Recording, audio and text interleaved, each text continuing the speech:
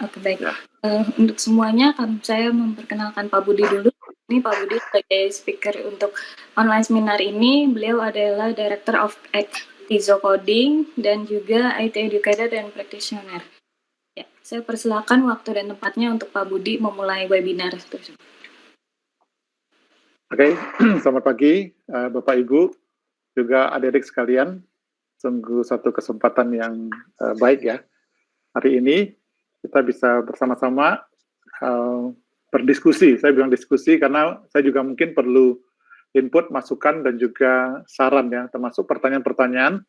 Bagaimana kita melihat ada satu bahasa pemrograman yang menarik perhatian banyak orang ya, bukan hanya orang-orang IT, tapi juga dunia bisnis ya, dan juga para future rock ya, jadi orang-orang yang mempunyai pandangan terhadap perkembangan teknologi di masa yang akan datang, itu melihat bagaimana Python itu luar biasa berkembangnya. Kita lihat hari ini bagaimana Python digunakan dalam membuat atau menciptakan teknologi-teknologi yang mutakhir.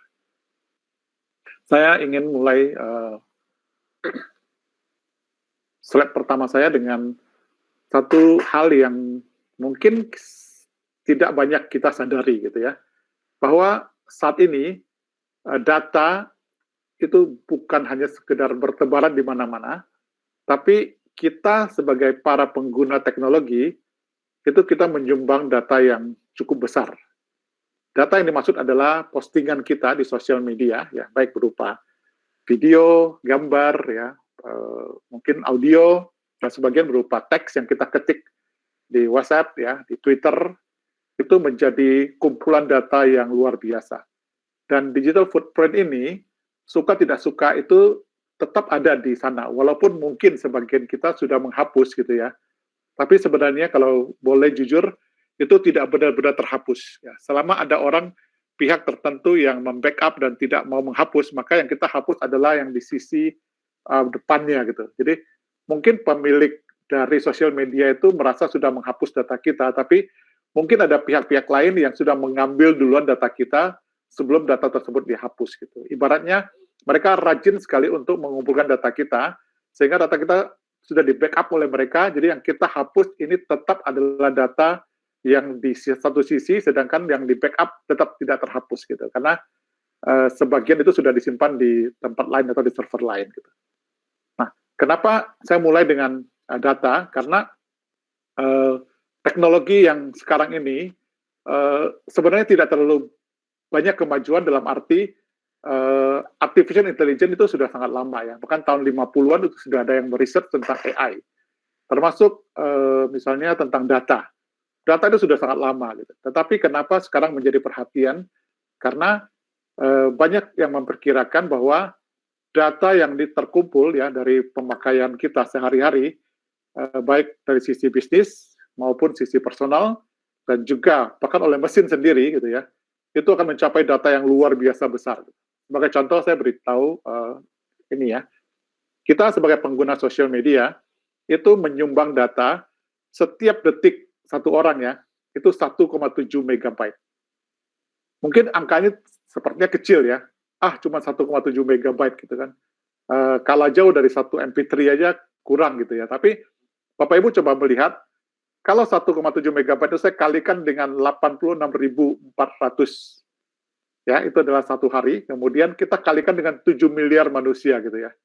Maka kita akan kaget betapa besarnya data yang disumbangkan oleh manusia. Ini lebih banyak ke personal data ya.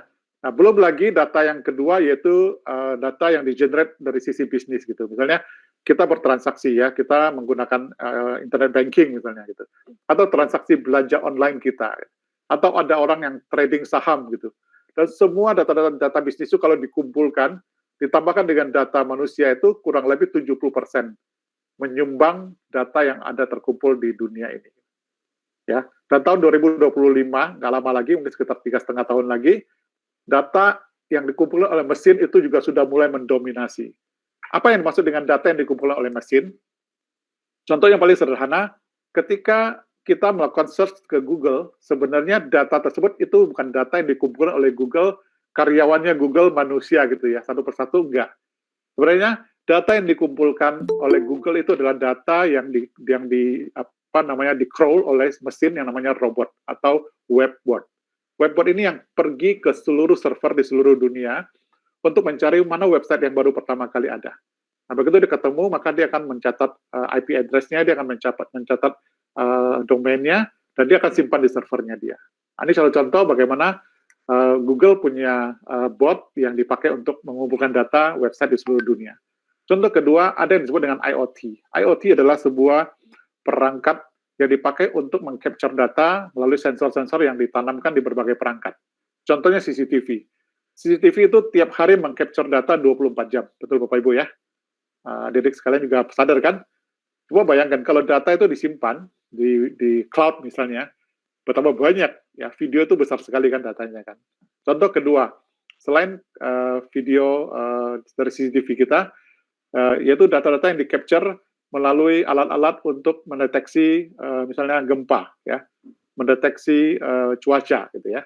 Kemudian pemakaian alat-alat seperti telepon, ya, pemakaian air, listrik dan segala macam. Itu dikumpulkan oleh mesin semua. Manusia tidak mengambil alih dalam pengumpulan data-data tersebut. Gitu.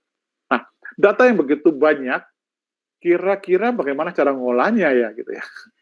Maka kita akan kebanjiran data, sedangkan data tersebut mungkin berguna gitu loh. Kalau ada teknologi yang dibuat untuk menciptakan data-data tersebut gitu. Sebagai contoh, misalnya kalau Anda pernah berlangganan Netflix gitu ya, atau mungkin Disney gitu ya, Anda tahu bahwa ketika si Netflix memproduksi sebuah video atau film, dan dia ditaruh di internet, maka pada saat yang bersama ketika kita nonton, data tersebut juga akan disebarkan di seluruh dunia. Gitu. Dan itu hanya sebuah tontonan, tetapi bagi Netflix itu adalah duit. Kenapa? Karena dia bisa tahu siapa yang nonton apa, berapa lama, dari negara mana, gitu ya. Kemudian Spotify, saya kira banyak sekali yang berlangganan Spotify kan. Dari data yang kita berikan secara tidak sadar, yaitu kita memutar lagu gitu ya, maka Spotify tahu gitu lagu apa yang kita suka gitu ya. Dan bahkan dia bisa menggunakan AI untuk mengenerate playlist buat kita sendiri gitu. Oh, dia tahu kita suka lagu era tahun 80-an atau tahun 90-an misalnya. Atau para adik-adik suka lagu-lagu Korea gitu ya. Maka dia bisa menggunakan data yang kita berikan, dan data yang diberikan itu adalah jumlah manusia yang pemakainya Spotify, itu untuk menciptakan sebuah pengetahuan baru. Nah, semua itu dimungkinkan jika ada teknologi yang cukup canggih untuk mengolah data tersebut. Gitu ya. Belum lagi data bisnis yang tadi saya sebutkan, di internal saja itu banyak sekali data-data yang bisa dikumpulkan. Kemudian dari tadi yang mesin ini tadi ya, Internet of Things ya, jadi menggunakan alat-alat yang dipasang di berbagai tempat gitu ya, termasuk kamera dan segala macam.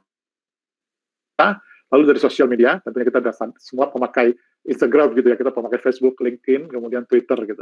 Lalu financial data ya, kita pakai PayPal, kita pakai OVO ya, kita pakai GoPay, itu semua data-data tersebut akan tersimpan ya. Belum lagi pemakaian data kartu kredit dan data-data keuangan kita lainnya di bank gitu. Jadi bayangkan bahwa data-data yang sedemikian besar itu kalau tidak ada teknologi yang tepat, maka akan sia-sia. Diprediksikan sampai tahun 2025 itu akan ada sekitar 182 zettabyte. Itu satu angka yang sudah sangat besar, Bapak Ibu ya. Dan ini menunjukkan bahwa perkembangan dari tahun 2010 ya, bayangin tuh, tahun 2010 kurang lebih sekitar 11 tahun yang lalu gitu ya.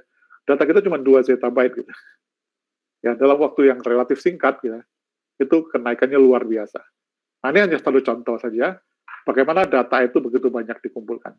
Terus satu website yang saya sering lihat ya, ini menarik sekali karena Worldometers ini mengumpulkan data secara real. Jadi ketika saya capture data ini tadi pagi, data ini masih terus bertambah gitu ya. Jadi tidak pernah berhenti gitu. Dan Anda bisa melihat real statistik tentang pemakaian data. Contoh yang paling simpel, kita lihat misalnya berapa banyak email yang dikirim untuk hari ini saja gitu ya, di seluruh dunia gitu, sampai detik tadi saya capture gitu ya, ada 86 miliar Bapak Ibu email gitu ya. Coba bisa dikalikan tidak, satu hari saja ada 86 miliar email yang kalau orang tulis email sekarang ya mungkin rata-rata mungkin 500 kata misalnya gitu, rata-rata ya, ada yang panjang, ada yang pendek gitu. Kemudian blog, nah, ini blog nggak terlalu banyak, tapi satu blog itu panjang sekali isinya gitu. Satu blog yang ditulis ada sekitar 2,4 juta. Ada Twitter yang dikirim, ada tweets yang dikirim sehari itu 259 juta. Dan Google Search, ini juga luar biasa. Ini sebenarnya menyumbang data, bukan hanya sekedar data, tapi pengetahuan bagi si Google. 2,5 miliar sehari. Search yang diketik oleh orang seluruh dunia. Ini menjadi satu informasi yang begitu berharga bagi Google, dan dia bisa tahu akhirnya, kita punya kebutuhan, ya kita punya keinginan untuk apa, kemudian trennya seperti apa, dari negara mana, oleh golongan usia mana, dan segala macam. Nah, bagaimana si Google dan provider lainnya bisa mengumpulkan data sebanyak itu? Mereka menggunakan tools tentunya. Dan tidak lain tidak bukan, salah satu tools yang paling banyak dipakai untuk big data adalah Python. Jadi saya mulai dengan big data dulu untuk membukakan wawasan pada kita bahwa Python, walaupun pendatang baru, tapi dipercaya untuk mengelola data yang begitu besar. Dan dengan kecepatan dan kemampuan Python, maka problem-problem yang tadinya mungkin mustahil ditangani oleh manusia, sekarang dimungkinkan. Ya. Dan sebagai informasi buat kita semua, Python saat ini menjadi satu bahasa pemrograman yang paling populer, ya, melampaui bahasa yang sudah sangat lama digunakan dan sangat stable, ya, yaitu Java. Kemudian juga ada beberapa bahasa lain yang sebenarnya menjadi keunggulannya, misalnya C# itu keunggulannya Microsoft itu ya, dikalahkan oleh si Python ini. Nah, mungkin pertanyaannya, kenapa sih Python menjadi begitu menarik untuk diskusikan? Karena Python punya kelebihan, salah satunya adalah dia didukung oleh begitu banyak library. Jadi sebagai informasi buat Bapak Ibu yang mungkin awam tentang dunia IT atau programming, jadi library adalah sebuah kumpulan program-program kecil atau program-program yang dibuat oleh pihak lain, tapi bisa kita gunakan, ya, bisa gunakan sebagai programmer. Dan sebagian besar itu free karena open source. Saya kasih satu contoh saja. Beberapa aplikasi seperti Gojek gitu ya, dan Grab gitu, mereka kan ada peta ya, ada peta. Nah, peta tersebut sebenarnya mereka kerjasama dengan Google. Dengan memanfaatkan Google Map, mereka bisa mengakses data peta yang ada, termasuk jarak dan juga objek yang akan kita detect, misalnya handphone gitu ya. Handphone kita ada di mana, maka dia akan tahu, oke, pemesannya ada di lokasi mana, sehingga kalau kita mau pesan makanan, dia akan carikan yang dekat dengan sini. Nah, mungkin kita tinggal di Jakarta, kemudian tiba-tiba makanan order kita masuk ke Medan misalnya gitu kan, terlalu jauh gitu. Nah, mereka bisa menghitung jarak dari pemesan ke restoran yang bersangkutan. Jadi Google Map tersebut itu adalah library yang bisa digunakan oleh para programmer untuk membuat aplikasinya menjadi lebih keren gitu. Contoh yang lain misalnya, ketika kita menggunakan aplikasi untuk perhitungan, mungkin kita nggak sadar gitu, data yang kita olah cukup sangat besar gitu. Nah, di balik itu mereka menggunakan berbagai jenis library untuk membantu dalam mengolah data-data yang besar tadi. Kita akan lihat satu persatu. Ya. Selain itu, kira-kira Python digunakan untuk apa? Yang pertama, Python digunakan untuk membuat atau menciptakan berbagai aplikasi dari artificial intelligence dan machine learning. Ini sudah tidak diragukan lagi ya. Sebagian besar pengembang mengatakan kalau mereka ingin membuat aplikasi AI dan machine learning, maka mereka akan memilih Python gitu. Selain ada beberapa bahasa pendukung lainnya. Saat ini Amerika dan China itu berlomba-lomba ya untuk menang dalam persaingan AI. Karena mereka tahu AI sekarang sudah menjadi competitive advantage yang akan berguna bagi mereka untuk bersaing. Dalam arti mereka ingin menjadi negara superpower, dan selain menguasai resources, maka menguasai teknologi, terutama AI, itu akan menjadikan mereka adalah negara yang terkuat. Gitu. Kemudian data analitik. Ya. Presiden Jokowi pernah mengatakan bahwa data ke depan, dan mungkin sudah sekarang ya, akan menjadi sejenis bahan bakar gitu ya, yang semua negara butuh gitu ya, seperti minyak gitu ya. Kalau negara tidak punya minyak, bahaya gitu. Cadangan minyaknya sudah habis, siap-siap mereka akan beli dari orang lain. Gitu. Nah, data itu seperti itu. Jadi data analitik menjadi satu disiplin ilmu yang benar-benar menarik untuk ditekuni gitu. Salah satu pembicara di workshop kami adalah Russell, dan Russell sedang mengambil jurusan data analytics ya dan artificial intelligence di NUS ya, Singapura. Kemudian pembicara kedua Jason juga sudah menyelesaikan studinya di Singapura di NTU. Jadi juga menjadi pembicara untuk machine learning, dan di dalam kuliahnya dia, di skripsinya dia mengambil tentang artificial intelligence. Gitu. Jadi Bapak Ibu yang anaknya ikut boleh bertanya banyak tentang kedua teknologi kepada mereka gitu ya. Yang ketiga, data visualization ya.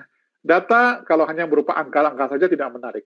Maka Python bisa digunakan untuk memvisualisasikan dalam bentuk grafik, dalam bentuk gambar ya, dan juga berbagai tampilan-tampilan menarik yang membuat kita lebih cepat untuk mengerti dan membaca data tersebut.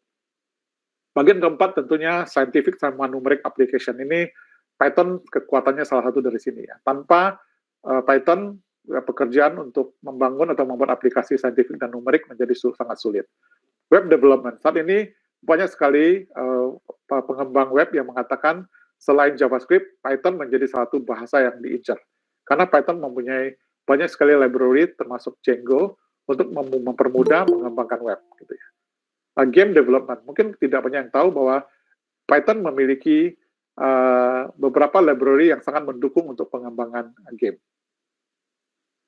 Oke, secara kegunaannya tadi mungkin sudah dapat gambaran. Nah, nanti buat adik-adik yang akan belajar memperdalam Python, baik di machine learning maupun di data science, bisa melihat ya, kenapa sih kita memilih Python gitu ya? Kenapa tidak bahasa yang lain gitu ya? Oke, alasan pertama adalah Python identik dengan simplicity. Jadi mungkin bahasa yang paling sederhana yang saya pernah ketemu adalah Python. Saya belajar computer science tahun 90 ya. Saya dari lulusan Bina Nusantara. Saya sudah belajar AI ya tahun 92 kalau tidak salah. Dan saya mempelajari begitu banyak bahasa. Saya belajar Pascal, saya belajar C, kemudian zaman itu masih ada RPG, belajar COBOL gitu ya. Kemudian sesudah era mulai berganti, saya sempat belajar Visual Basic, kemudian belajar PHP dan juga belajar JavaScript. Dan terakhir ketika Java sudah mulai diperkenalkan, saya belajar Java, Python, C#, dan berbagai bahasa lainnya. Dari semua bahasa yang saya pelajari, tidak ada yang sesimpel Python. Ya, Python luar biasa. Makanya ketika ada orang tua yang bertanya kepada saya, kalau anak saya mau belajar Python, kalau anak saya mau belajar bahasa pemrograman, kira-kira apa yang cocok buat mereka? Jawaban saya ada dua. Kalau anaknya masih SD, masih usia 9 sampai 12 tahun, maka sebaiknya pilih Scratch atau App Inventor. Karena biasanya anak-anak kecil masih lebih senang visual ya, dan belum bisa terlalu suka menghafal sintaks gitu ya, karena Python itu sudah ada sintaksnya harus dihafal. Tapi kalau Scratch dan App Inventor itu blok puzzle, seperti puzzle yang bisa disusun-susun gitu. Maka saya sarankan menggunakan Scratch atau App Inventor. Tapi kalau sudah SMP, SMA, Python, tidak ada pilihan bahasa lain. Dan saat ini mereka bisa merasakan ternyata menggunakan Python cukup mudah, walaupun tetap harus belajar ya. Tidak berarti mudah, berarti kita cuma belajar 1 bulan bisa langsung menguasai, tidak. Python itu seperti piano. Ya. Kelihatannya, piano cuma begitu gitu ya. Atau seperti kanvas dan cat warna gitu ya, atau kuas gitu ya. Cuma begitu gitu ya. Di tangan orang yang menguasai piano, maka itu menjadi sebuah alat untuk berkreasi, menciptakan musik yang begitu indah. Di tangan para pelukis ya dan para artis, maka cat warna dan kuas akan berubah menjadi lukisan yang harganya mungkin miliaran rupiah gitu. Jadi ini hanya tools, tetapi tools yang simple akan membuat orang yang ingin belajar menjadi suka. Gitu.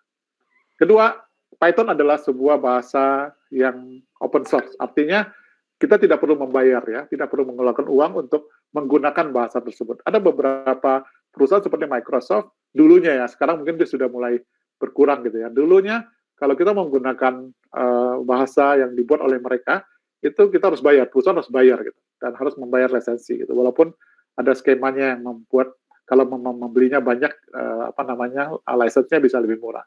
Nah, tapi sekarang Microsoft pun pelan-pelan sudah mulai mengarah kepada open source. Beberapa software mereka sekarang sudah boleh digunakan secara gratis dan boleh dimodifikasi juga.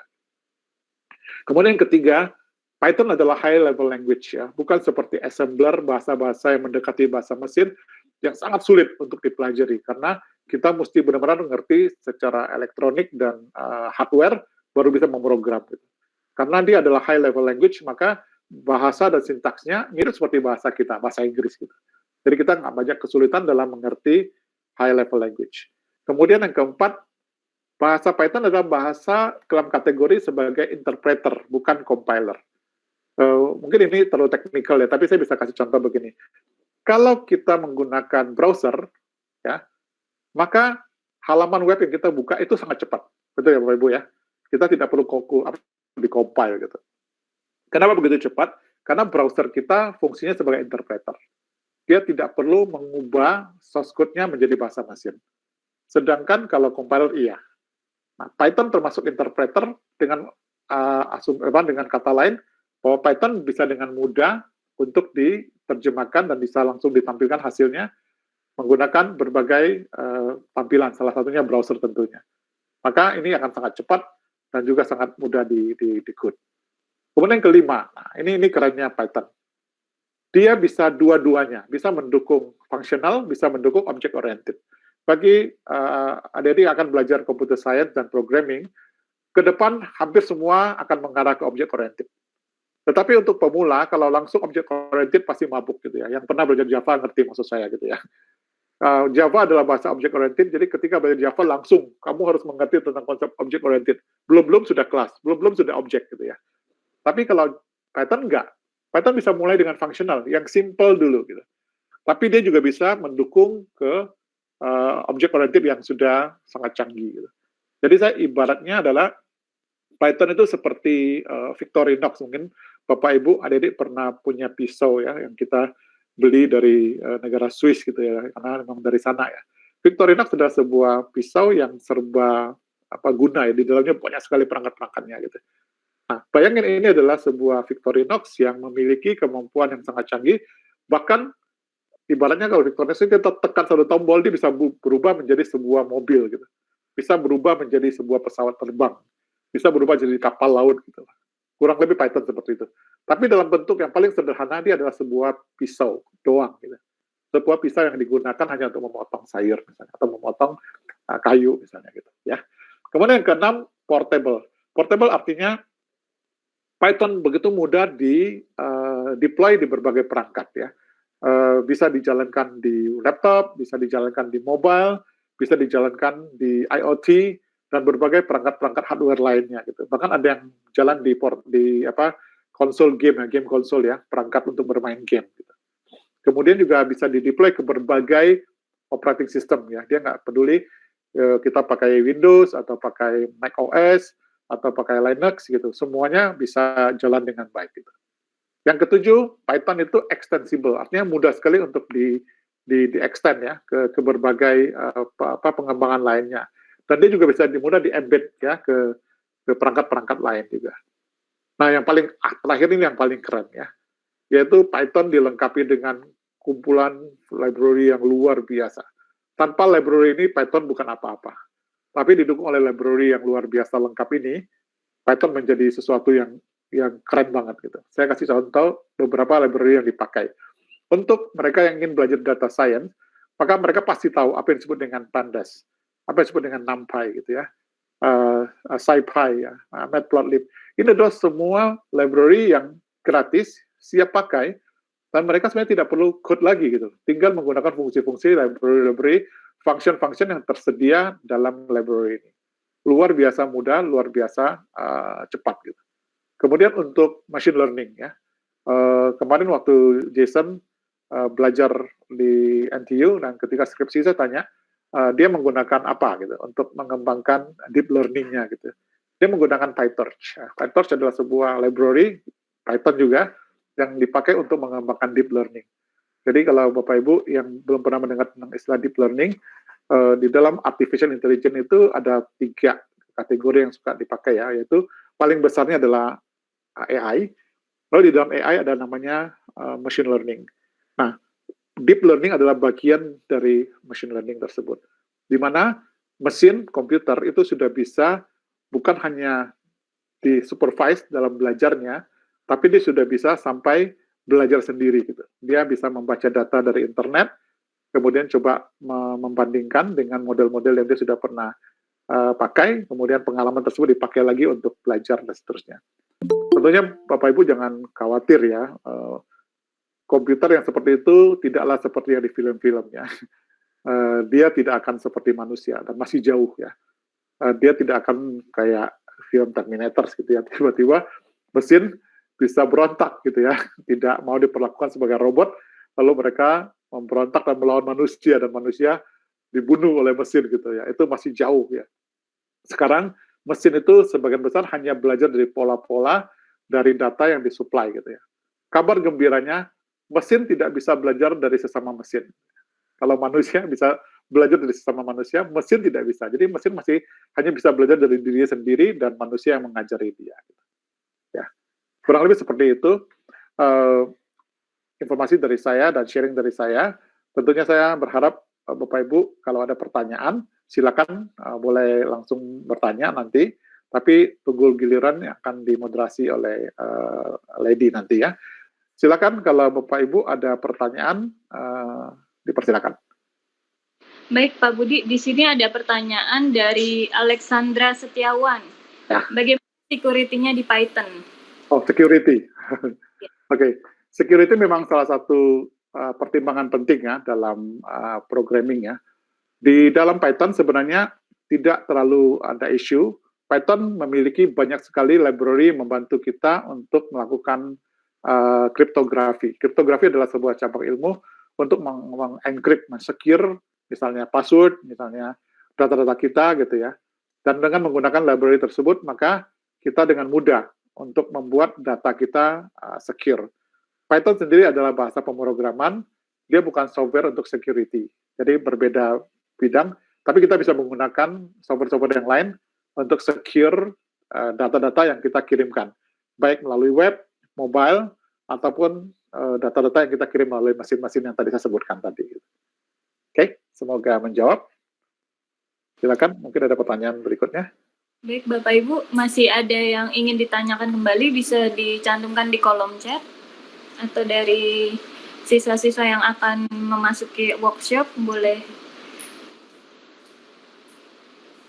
Oke, di sini ada dari Ibu Melinda Widaya, apabila belajar machine learning, berarti akan bisa juga melakukan data science atau deep learning.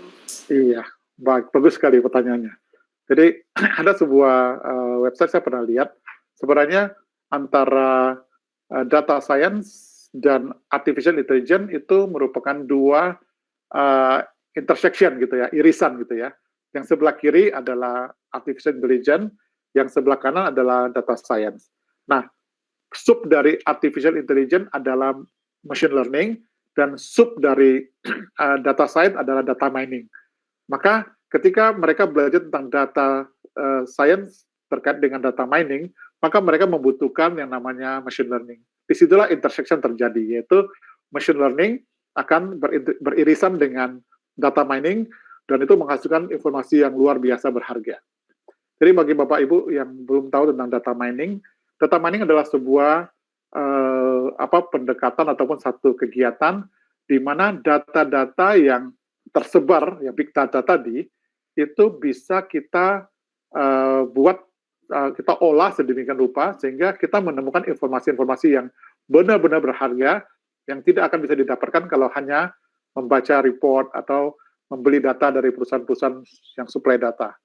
Informasi tersebut itu menjadi informasi yang benar-benar penting bagi perusahaan untuk mengembangkan bisnis mereka, untuk bersaing, dan bahkan untuk memprediksi masa depan. Misalnya, bagaimana perilaku dari pembeli, bagaimana tren ke depan, bagaimana peluang bisnis, bagaimana saham, gitu ya, bagaimana harga valuta asing dan segala macam itu dimungkinkan karena mereka bisa mengolah data yang begitu berharga tadi. Jadi betul sekali Bu, mereka yang mendalami data science bisa juga belajar AI. Demikian juga mereka yang belajar AI juga bisa belajar data science. Tapi nanti kalau sudah bekerja, rasanya kita nggak akan menjadi orang yang harus serba tahu. Kita akan menjadi super team, bukan Superman. Gitu. Jadi Superman cukuplah kita di bidang kita masing-masing. Misalnya kita kuliah di data science, kita punya kelebihan di data science, tapi biarlah urusan machine learning anak-anak computer science yang menguasai gitu. Demikian juga kalau anak kita kuliah di bidang computer science, data science-nya nanti kerjasama dengan teman-teman yang menguasai data science. Itu akan menjadi satu kombinasi yang menarik antara dua bidang ilmu yang tadi yang bisa saling beririsan. Semoga menjawab Bu Melinda. Silakan, mungkin ada pertanyaan lagi dari Bapak Ibu. Budi, Ya, silakan. mau nanya Pak Budi, saya dengan Jeff Pak Budi. Pak Jeff, apa kabar? Baik Pak Budi, sorry. Ya, silakan. Apakah fungsi Python untuk pengolahan data ini saat ini sudah bisa mengganti perannya MySQL atau masing-masing punya fungsi sendiri ya? Oh, oke. Bisa dijelaskan perbedaannya kira-kira? Bisa, Pak. Ya. Terima kasih. Jadi Python adalah bahasa pemrograman, Pak ya. Nah, untuk pengolahan data, dia membutuhkan software lain. Misalnya database software ya namanya ya, atau database management system. Ada namanya Oracle, yang paling mahal dan bagus ya. Kemudian ada dari Microsoft namanya Microsoft SQL Server, ada juga MySQL, dan masih banyak lagi database yang bisa digunakan. Jadi memang beda peran, Pak. Yang satu lebih ke memprogram aplikasinya, tapi untuk pengolahan datanya tetap kita membutuhkan database software yang ada. Jadi ini kerjasama yang baik antara database dengan programming languages, Pak. Seperti itu, Pak Jeff. Oke, artinya tetap kita juga perlu penguasaan untuk program-program database software itu ya? Betul sekali. Kita mengerti tentang Python-nya itu. Betul.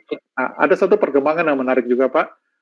Sekarang itu ada satu tren namanya NoSQL, Pak. Jadi selama ini database yang ada itu banyak menggunakan pendekatan relational database. Jadi mereka menggunakan SQL atau structured query language untuk query datanya. Jadi bahasanya dipakai untuk ngambil data dari database. Tetapi ke depannya ada satu pendekatan baru namanya NoSQL. Ini akan sangat cepat, Pak. Jadi kemungkinan besar beberapa program seperti Python ini akan menggunakan NoSQL. Kalau nggak salah MongoDB itu mendukung NoSQL. Nah, di sini ada Russell. Mungkin Russell bisa tambahkan, Russell, kalau kamu punya informasi tentang database ada yang NoSQL. Ya, halo semua ya. Jadi untuk SQL saya sendiri juga masih belajar. Makanya menurut saya sedikit berbeda ya, karena kan kalau Python itu kan mereka kan ngurusin kayak pandas, matplotlib itu kan lebih ke data analisis, data visualization. Dan kalau SQL itu dari data itu kita mungkin lebih fokusnya tuh ke creating something from the data rather than visualizing the data gitu. Jadi they serve a different purpose, nggak exactly the same. Jadi ya the best alternative is to learn both, karena kadang-kadang nggak semuanya selalu harus pakai Python, bisa juga pakai SQL atau bahkan bisa juga pakai Tableau. Ya, Tableau juga bagus, betul. Tableau juga lumayan untuk memvisualisasikan data. Ya, betul sekali. Ada satu lagi bahasa yang juga dipakai banyak untuk data science, yaitu R ya. R language itu juga sangat bagus ya, banyak sekali yang menggunakan bahasa ini untuk data science. Jadi sebenarnya nanti setelah belajar Python, fokus dulu di Python. Kalau sudah bagus di Python, silakan. Masih banyak teknologi yang bisa dipelajari. Tapi memang untuk saat ini anak-anak yang memang belajar bahasa pemrograman sebaiknya difokuskan di Python dulu. Setelah itu nanti baru dikembangkan dengan bahasa-bahasa lain begitu. Ya. Oke, makasih Pak Budi. Terima kasih, sama-sama. Mas Russell, makasih. Ya. Sama-sama. Oke, apakah ada lagi dari Bapak Ibu? Silakan, jangan sungkan. Kita diskusi sama-sama. Oke, kalau tidak ada, sekali lagi terima kasih Bapak Ibu, adik-adik semua. Semoga webinar ini bisa membukakan wawasan dan bermanfaat bagi kita semua. Oke, thank you semuanya. Sampai ketemu.